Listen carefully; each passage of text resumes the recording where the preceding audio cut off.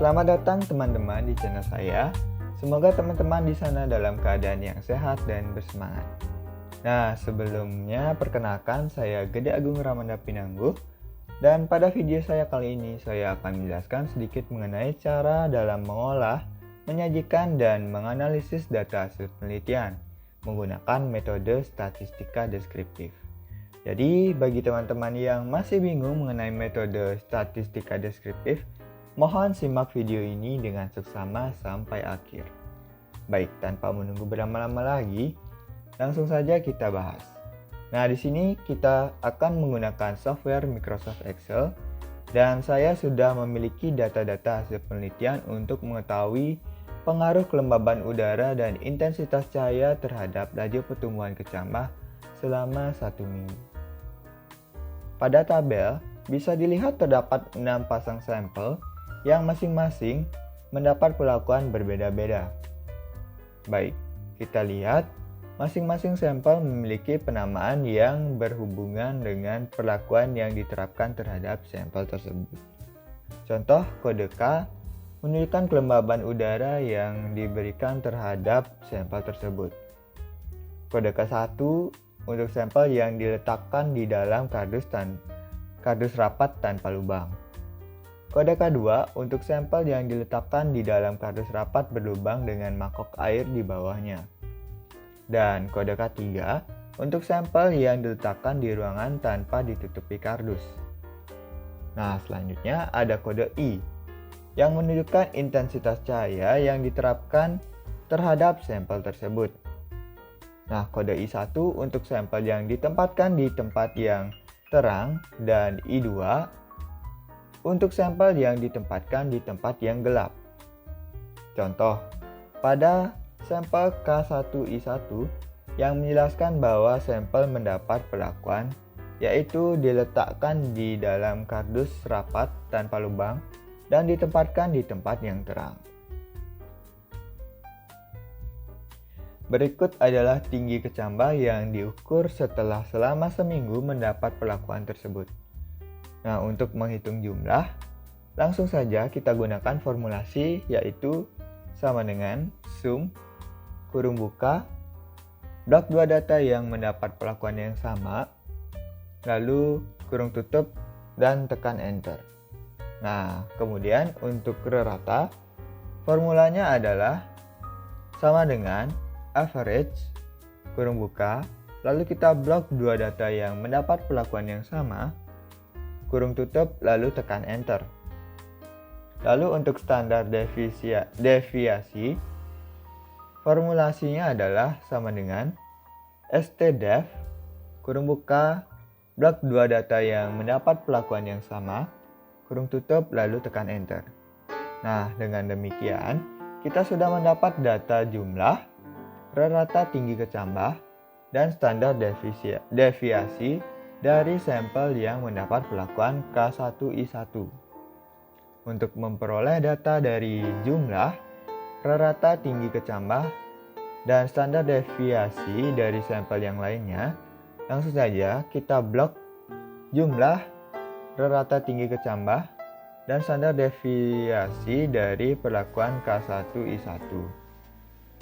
Nah, kemudian bisa dilihat di pojok kanan bawah kotak terdapat titik.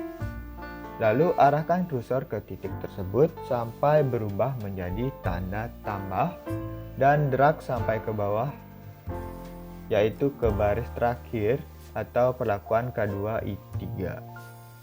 Dengan demikian, kita telah melengkapi data yang kita perlukan untuk dianalisis. Nah, selanjutnya kita akan menyajikan data yang telah kita kumpulkan dalam tabel dalam bentuk grafik agar mempermudah kita dalam memahami dan menganalisis data tersebut. Nah, langkah pertama adalah klik salah satu sel pada Microsoft Excel, kemudian klik Insert, lalu cari Insert Column or Bar Chart. Nah, berhubung data penelitian yang akan kita analisis pada kali ini adalah pengaruh tingkat kelembaban udara dan intensitas cahaya terhadap laju pertumbuhan kecambah, maka kita akan menggunakan diagram batang agar dapat melihat perlakuan mana yang paling baik dalam mempengaruhi laju pertumbuhan kecambah. Langsung saja, kita pilih clustered column. Setelah itu akan muncul lembaran kosong seperti ini. Nah, untuk menampilkan diagramnya, langsung saja kita klik kanan pada lembar kosong ini. Kemudian, klik select data. Setelah itu muncul panel seperti ini. Pada bagian legend entries, langsung saja kita add. Setelah muncul panel edit series, kita langsung isi dengan data yang ingin kita analisis, yaitu rata laju pertumbuhan kecambah dengan cara mengklik. Nah, kemudian di bawahnya adalah nilai dari data tersebut. Cara untuk memasukkannya adalah mendrag nilai rata pertumbuhan dari sampel K1, I1 sampai K3, I2. Nah, kemudian kita klik OK. Selanjutnya, kita akan mengisi data untuk sumbu X. Seperti yang bisa kita lihat, sumbu X masih menampilkan data 1, 2, 3, dan seterusnya. Yang akan kita ganti dengan perlakuan yang diterima oleh sampel dengan klik edit. Setelah itu, drag perlakuan K1, I1 sampai K3, I2, lalu klik OK. Dengan demikian, nama 1, 2, 3, dan seterusnya akan secara otomatis berubah menjadi perlakuan. Lalu klik OK. Ini merupakan diagram batang dari analisis deskriptif pengaruh kelembaban udara dan intensitas cahaya terhadap laju pertumbuhan kecambah selama 1 minggu. Selanjutnya, kita perlu menambahkan standar deviasi atau simpangan baku ke dalam diagram agar dapat melihat gambaran tentang persebaran data terhadap rata. Caranya adalah sebagai berikut. Yang pertama, teman-teman klik terlebih dahulu pada diagram yang telah kita buat. Lalu kita pilih Add Chart Elements di pojok kiri atas dan pilih Error Bar. Kemudian klik More Error Bar Options. Nah, setelah itu akan muncul panel di sebelah kanan untuk menginput data dari standar deviasinya. Dengan cara teman-teman scroll ke bawah lalu pilih Custom dan akan muncul panel seperti ini. Untuk positive error value-nya, kita drag saja data standar deviasi pada tabel dan begitu juga untuk negative error value-nya. Kemudian tekan OK. Nah, dengan demikian kita bisa melihat gambaran sebaran data terhadap rata sebagai indikasi apakah antar sampel yang mendapat perlakuan berbeda menghasilkan data yang berbeda secara signifikan atau non-signifikan.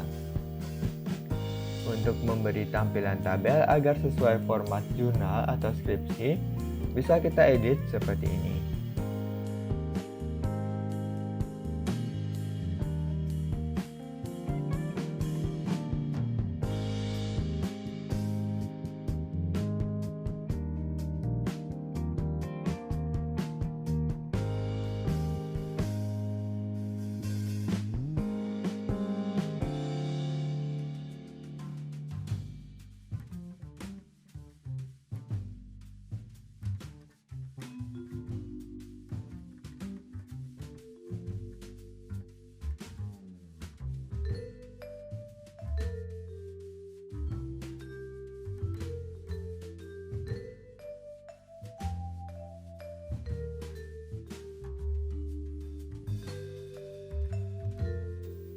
Nah, untuk diagram bisa kita edit untuk menambahkan garis pada sumbu Y dengan cara klik data pada sumbu Y, lalu masuk ke opsi line, kemudian pilih solid line dan pilih warna hitam. Kemudian, untuk memberikan tick marks, kita pilih opsi tick marks, lalu pilih outside.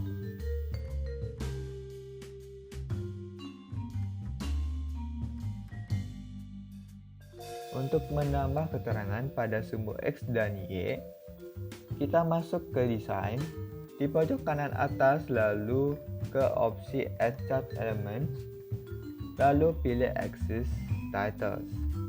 Kemudian Primary Vertical, lalu bisa kita berikan judul pada sumbu Y yaitu tinggi kecambah setelah 1 minggu.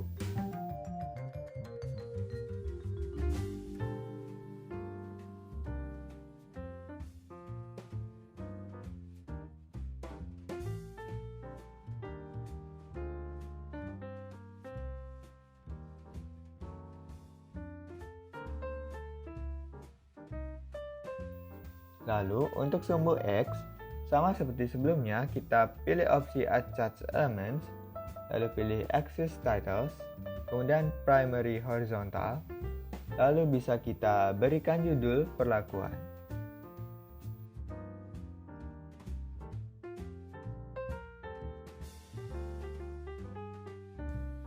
Kita bisa mengubah warna tulisan dan font tulisan yang ada pada tabel dengan cara mengklik seperti ini, lalu memilih warna dan fontnya. Nah, kemudian untuk menghilangkan garis-garis pada grafik, kita bisa mengkliknya lalu menekan tombol delete pada keyboard. Setelah kita berhasil mengolah dan menyajikan data hasil penelitian tersebut, kemudian kita akan menganalisis data yang telah disajikan dalam bentuk diagram batang ini. Nah, untuk melihat pengaruh kelembaban terhadap pertumbuhan kecambah, maka kita harus membandingkan sampel yang diberikan perlakuan intensitas cahaya yang sama. Dengan kata lain, kelembaban merupakan variabel bebas, intensitas cahaya merupakan variabel terkontrol, yang keduanya bersifat independen atau mempengaruhi. Sedangkan tinggi kecambah merupakan variabel yang bersifat dependen atau dipengaruhi. Bisa kita lihat, untuk masing-masing sampel yang mendapat intensitas cahaya yang sama, pertumbuhan kecambah akan semakin cepat seiring dengan bertambahnya kelembaban udara yang diterima oleh sampel. Nah, kemudian untuk mengetahui pengaruh intensitas cahaya terhadap pertumbuhan kecambah, maka kita harus membandingkan sampel yang diberikan kelembaban udara yang sama. Bisa teman-teman lihat perbandingannya antara sampel yang mendapat kelembaban udara yang sama namun intensitas cahaya yang berbeda. Pertumbuhan kecambah dengan intensitas cahaya yang lebih rendah, pertumbuhannya cenderung lebih cepat. Nah, dengan demikian, kesimpulannya adalah semakin tinggi kelembaban udara dan semakin rendah intensitas cahaya, maka kecambah akan semakin cepat tumbuh. Baik, sekian video kita kali ini. Semoga dapat bermanfaat bagi teman-teman semua. Saya mohon maaf jika terdapat hal-hal yang kurang berkenan. Dan untuk teman-teman, saya mohon dukungannya dengan cara like, share, dan subscribe channel ini agar dapat membantu lebih banyak orang. Sekian dari saya Agung Ramanda. Sampai jumpa di video selanjutnya. Terima kasih.